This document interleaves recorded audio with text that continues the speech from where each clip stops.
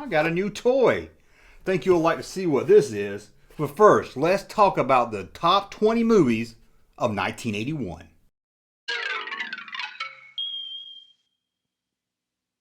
Welcome back to the Junk Room, everybody. It's me, the Junkman, coming back at you with video number 2 today. If you didn't see video number 1, it's breaking news. It's from retro style Kenner Black Series figures. That's up for pre-order right now. Check it out. Check that video out if you didn't. About a couple of weeks ago, we looked at the top 20. I say we, but I mean me. Looked at the top 20 movies of 2000. Oh, can't talk. A few weeks ago, I looked at the top 20 movies of 1980. And I promised we would continue this series with 1981. And I'm finally keeping that promise to you. So we're going to look at the top movies of 1981. Just to let you know, if you're watching this video today on the 28th, we're running a sale on our t-shirts and other merchandise at junkmanmerch.com. You can get the shirts for about $13. I think if it's 2X, it's $14. Then it changes depending on what size you get. If you're a fat ass like me, it's going to cost you a little bit more. I don't understand that. I guess it uses more material. But anyway, can't get this shirt here. Can't get it there. But you can get this shirt. You know you want that one.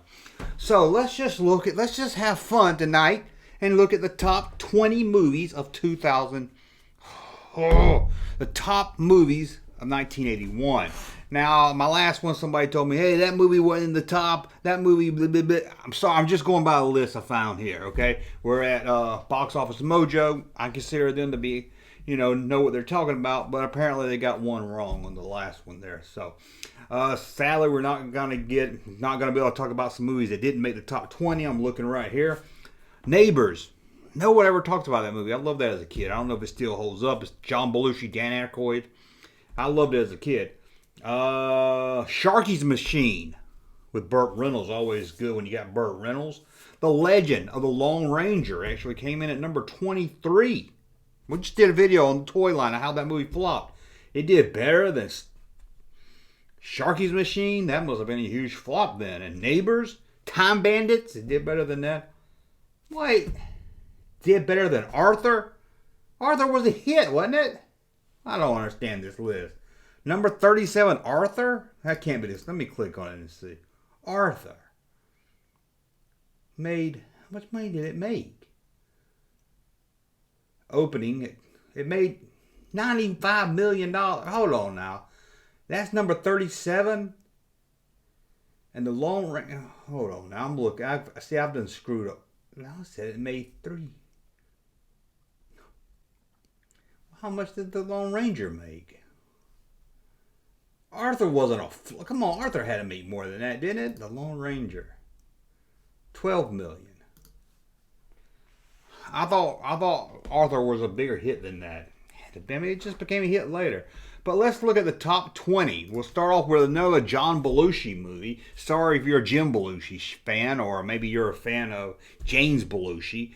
He's not in this one. The Continental Divide. Now, I remember this being on HBO and stuff back then when I made $15 million. I remember this being on HBO and stuff back when I grew up. But I don't remember anything about it. To me, it was always more of a serious Belushi role. I don't know if it was or not, but I think it was. A hard-nosed Chicago journalist has an unlikely love affair with an Eagle researcher. Fuck, that sounds boring. That sounds horrible. Okay, but so let's see. That was number 20. Number 9. Oh, science fiction. I liked this as a kid, but I haven't seen it since then. Outland. It stars Sean Connery, a science fiction movie. I don't remember much about it. I remember it had something to do with Jupiter, and I think he was like a bounty hunter or something. I can't really see. A federal marshal stationed on a mining colony on Jupiter's moon uncovers a drug smuggling conspiracy. Now that is not yawn. That just reading that sounds good. He gets no help from the workers and or authorities when he has to find himself marked for murder. When he finds himself marked for murder, Outland. I forgot all about that. I'm gonna check that out. Sean Connery. Is that who? I think so. It doesn't tell me, but I think that's who that is. So that was number 20. Number 18. There's no way this is in the top 20. I thought I was the only one that liked this movie or even knew it. Chevy Chase, always good. Carrie Fisher, always good. Billy Barty, you know it's a classic. Under the Rainbow. I used to watch this all the time on HBO. It would come on all the time, and I guess I watched it because it had Carrie Fisher, and that's probably why I first started watching it. I don't remember a damn thing about this movie. I don't remember anything. All I remember was a hotel that had. I was like, it takes place like during the making of Wizard of Oz or something. So you had all these midgets. Oh, I don't know if I can say the M word. Little people. That seems more offensive than saying midget. I don't know. Well, I don't know what you call them. Dwarfs. I don't know, but it says midget on here. So if that's offensive, sorry. Tell me what it's supposed to be. I'll say it. But little people just sounds even ruder. But I don't remember the storyline. I just remember there was a bunch of midgets and Chevy Chase and Carrie Fisher. A visiting dignitary. I hope it's not the imperial dignitary. A visiting dignitary. A CIA agent.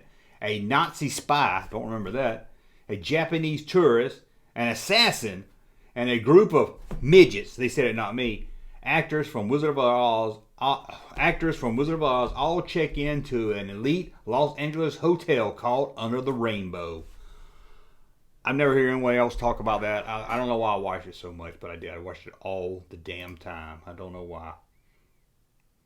Okay, number 17. Hold on, I don't know if I believe this list. Hold on. Top grossing movie of 19. I'm going to check another website because, yeah, I'm going to Wikipedia because the way I'm looking at that list, it just don't sound right. All right. Okay, we're going to use Internet Movie Database and start all over because that list on Box Office Mojo just didn't seem right because it just didn't seem right. Maybe that's, I don't know. Let's start all over. Sorry about that. Oh, should I cut all that out? Number 20 in 1981, Richard Pryor, Bustin' Loose. Now I don't remember much about this one. The director of a foster home is forced to move her kids from Philadelphia to Seattle in a broken down bus driven by a fast talking assistant to the task. A hilarious road trip adventure. Directed by Oz Scott. I don't remember this. I know I saw a lot of Richard Pryor movies, but I don't remember. I remember the name Bustin' Loose and everything, but that's about all I can tell you. Number 19. Now, I liked this movie growing up. I wonder if it holds up today. I hope so. History of the World, Part 2. Hey, Part 1. We never got a Part 2. Why did I say Part 2? Part 1. Mel Brooks movie. This is a Mel Brooks comedy right here. It's all about the history of the world. I don't really need to add more. Directed, starring Mel Brooks. Gregory Hines is in it. Dom DeLuise, always a classic. Madeline Kahn, always funny. I loved this growing up. I don't know why. It seems like it was something I would have found boring as a kid, but I really did like this. And then they did like this thing at the end. It was like, come in Part 2, and it showed like Jews in space, and I thought that was really cool. Kind of like an early Spaceballs. Number 18. I remember my brother used to watch this all the time. I never really got into it. I didn't get into movies about kings and knights and dragons. I never could get into that type of stuff. Excalibur. I remember he used to watch that all the time. Is that, I don't know if it had a sword and a rock or not. John Boorman, I don't know how you say that, sorry. Nicholas Clay, I thought it said Nicholas Cage was in that. I don't remember, I don't know none of these names. Merlin the Magician helps Arthur take on the Knights of the Round Table of Camelot, even as dark forces conspire to tear it apart. Whew. Move on to that one. I know a lot of people love it, so I'm not bashing it. Number 17. See, this was way down on my other list. Sharky's Machine. I remember this because I live close to Atlanta, and they filmed it in Atlanta, so it was real big news in the whole state that they were filming this scene where he jumped out of the building. It wasn't Burt Reynolds that did it. It was stuntman Dora Roberts. did a whole video about him. Check it out. That's probably the greatest stuntman that ever lived. Next to Colt Seavers, I give you that. Colt Seavers is the greatest unknown stuntman. But Sharky's Machine, directed by Burt Reynolds. Not just that, but it's got Burt Reynolds. Brian Keith. Love Brian Keith. Wasn't he in Family Affair? Isn't that who that was? Brian Keith. Let's see. Tommy Shark in Sharky's Machine, 1981. You might want to check that out. Here's another. God, HBO. Does anyone? If you didn't grow up in the 80s, I don't think you knew how big HBO was. It's how we saw all these movies, especially if you were homesick or in the summer times. You just so much stuff on HBO you would just watch. Now I love streaming, Netflix, Hulu, and all that. But there's something about just turning on the TV, just catching something in like a movie in the middle and just watching it, and you find out you're going to watch some stuff that you probably would never watch. Netflix, you're going through, I don't want to watch that, I don't want to watch this. But when it came to something like HBO, it just, you watch stuff you normally wouldn't watch. And that's how you grew and found some stuff that you probably didn't think you were into, but you were. This is George C. Scott, Timothy Hamilton, Taps, yeah. Remember that movie? I remember, I don't know, off topic, but I had this game that was kind of like Stratego or chess, but it was called Generals, and you would, you couldn't see each other, you would have them facing each other, these little pieces, and unlike Stratego, where you're like, okay, my 8 takes your 9, you would put them over here, and this little machine would tell you which one won. It would play taps. That's why I was thinking about taps. Taps, I remember that was on all the time. It grossed $35 million. Don't remember much about it, but other than that, it being on TV all the damn time. 17. I don't think this is the right poster for it, is it? It doesn't look like. I guess it kind of did a retro poster, I guess. Tarzan the Ape Man. I remember a lot of talk when this came out. We all know about who's in this? Johnny Weissmuller. I don't know who that is. Now wait, 1932. Why is this on the list? 1932. Golly, let me see. I know there was a Tarzan movie that came out in the 80s. Tarzan 80s movie. I thought that was it. Tarzan 80s movie. Greystoke. No, did they re-release Tarzan? Did they re-release Tarzan? Tarzan. Did they do that in 1932? Tarzan of the Ape Man? Sorry, I know I'm not very professional, as some of the other YouTubers told me. Of the Ape Man. 1932, 1981. No, see, this is showing. Produced by Bo Derek. See, this must be what it's talking about here. Tarzan the Ape Man is a 1981 adventure film directed by John Derek, starring Bo Derek. Yeah, Richard Harrison. The screenplay, okay, that's what it's talking about right there. I was wondering, I was like, in 1932? Okay, here. Number 14, a cartoon. I'm sure we've all seen it or at least heard of it. I don't know. I've probably seen it. The Fox and the Hound. I ain't got too much to say about that. The Fox and the Hound, 1981. I thought that was a lot older than that, too. Number 13. Know this one. Warren Beatty directs Reds. I remember Warren Beatty in Reds. I remember that. Diane Keaton, Edward Herman.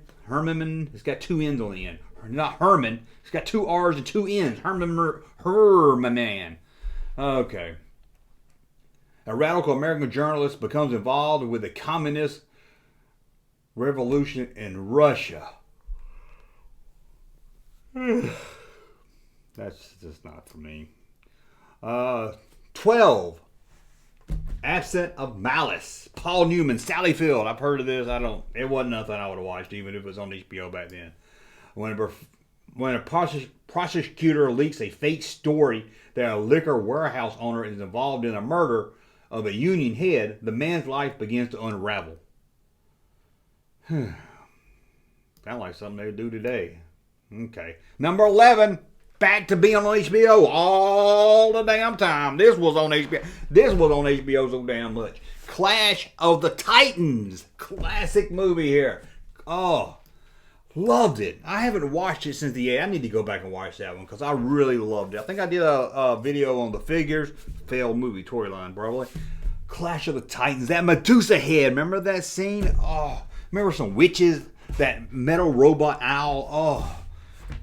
Release the Kraken. Remember that? Oh, I loved that movie as a kid. Loved it. And that's usually not the type of movies I like. Number 10. Time Bandits. I forgot about that one too. Time Bandits. I think Sean Connery. There he is again. Shelley Duvall.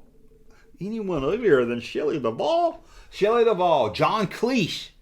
I think Warwick Davis was in that, right? Time Bandits. Number 9. Another movie I don't think I ever saw. Never saw it on HBO. Never even heard of it, I don't think, till right now. The Four Seasons. Even the name sounds boring, and it stars and was directed by Alan Alda. That's right, Hawkeye. I know you new kids are like, Hawkeye, that guy from the MCU? No, the original Hawkeye, Alan Alda. 3 middle-aged wealthy couples take vacation together I can't even read it, it sounds so boring. The 3 middle-aged wealthy couples take vacation together in spring, summer, autumn, and winter. Along the way, we are treated to a midlife cannot read. Along the way, we are treated to the midlife crisis. Kyle Burnett co-stars. I don't think it made that worse if I found out Sandy Duncan was in it. Number 8, we got a James Bond movie. This is one of the first James Bond I remember watching. Again, thank you HBO for Your Eyes Only. Roger Moore era. James Bond is on a mission to find a weapon encoded device before it falls into enemy hands. Sounds like every other James Bond movie storyline there is. John Glenn directed. I don't really got much to say about that one either. This one here I remember I never saw it. I just remember some guys running on the beach while they were playing music. Number 7, Chariots of Fire. Man, there was some boring ass shit in 1981, wasn't there? At least to a kid in the 80s. Now, I'm not saying these movies are horrible, but as a kid growing up, I don't know any 12-year-old kid that wanted to see Chariots of Fire. Bunch of damn people running on the beach. That's all I remember. 2 British track athletes. One determined Jew. That just sounds weird. And the other, a devoted Christian, compete in the 1924 Olympics. Oh, fuck, that sounds boring. Oh, like again, I think it was nominated for Best Picture, might have won, so what do I know? Now, this is more up my alley. My mom and dad went to see Chariots of Fire. I would have walked over to saw this one because it made more money and it was better. Cannonball Run. What an all-star cast. Burt Reynolds. And that's the Hal Needham director. I think he was a stuntman. Burt Reynolds, Roger Moore, Farrah Fawcett, Dom DeLuise. And that's just scraping the barrel hooves all in this movie. Everybody's in this movie. I think even, I was going to say Frank Stallone. Not Frank Stallone. Oh, Blue Eyes. Oh, Sammy Davis Jr. You know, from the Rat Pack. But who's that? Frank. I cannot believe I forgot his name. Frank. You ever just have a mind of Frank? Oh, God. Frank Sinatra. What is wrong with me? I cannot believe I forgot that name. Frank Sinatra. Man, that is again, I don't know if it holds up. I know it's corny and stupid, I'm sure, but it was just one of those, it was just a fun time at the movies. Number 5, a comedy that I liked the first half of. The last half, I didn't care anything else about. Stripes. I loved the beginning of Stripes, but it really falls off, don't it? It's just like the first half of that movie is classic Bill Murray, classic Reitman, classic Harold Ramis, and then it just falls off for me. I just feel like the second half I just can't get into. John Candy's also in it. He's great in it. Number 4. See, this was way down the other list, but it's really high on this list. Arthur. This is another one that's on HBO all the time. Man, you don't hear anything about Dudley Moore anymore. Hey, Dudley Moore, make a new movie. Have a comeback. We need more Dudley Moore. Yeah, I know. But we got Arthur. And then Arthur 2 on the Rocks. Remember that? Liza Minnelli. That's the love interest they could find. Now, they did a remake of this, but I heard it wasn't any good. Number two. Number two. Now, this was number one on that list I was looking at. Superman 2. The best of the Superman movies, anyway, from back in that era. This is where the three bad guys come back and Superman loses his powers or gets rid of his powers or something. I've never seen the Richard Donner cut. I need to see that. Christopher Reeve, the best Superman ever. Gene Hackman. Margot Kidder before she went crazy. Ned Beatty. Anything with Ned Beatty in it is going to be great. Unless it's a porn movie. You don't want to see a porn movie with Ned Beatty. Trust me. Number two. Number two. More. This sounds horrible too. I heard so much about it when I was growing up. This just looks so horrible.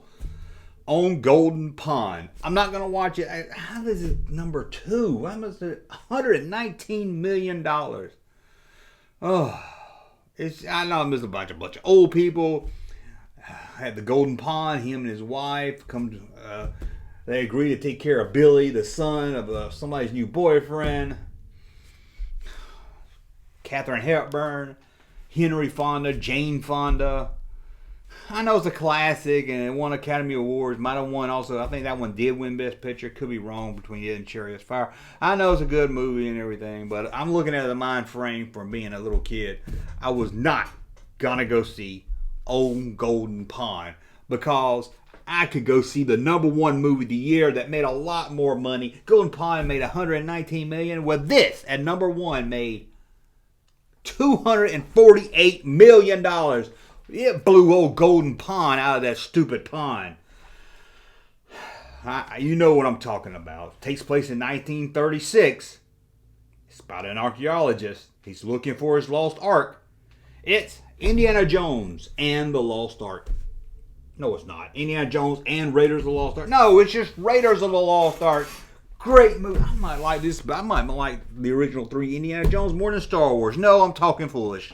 But I love Raiders of the Lost Ark. It's one of the best movies ever. Raiders of the Lost Ark.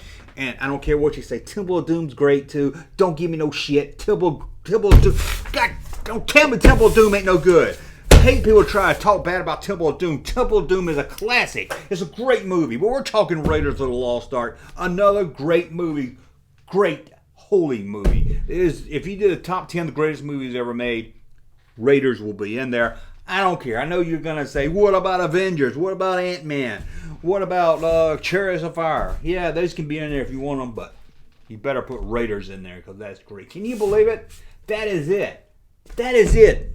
20 and some more because we did a wrong list to start with. And my mouth is going crazy over here. 20 movies. Tell me out of those 20 movies, which ones did you see? Which ones did you hate? Which ones you like, I'm never seeing that, Mom. I don't care. I'm not watching Jews and Christians running on a beach. I don't watch a movie about the Olympics. Oh well. Why am I throwing cards? This ain't the action figure show. Before I go, big shout out to Chris Walker. Sent me something.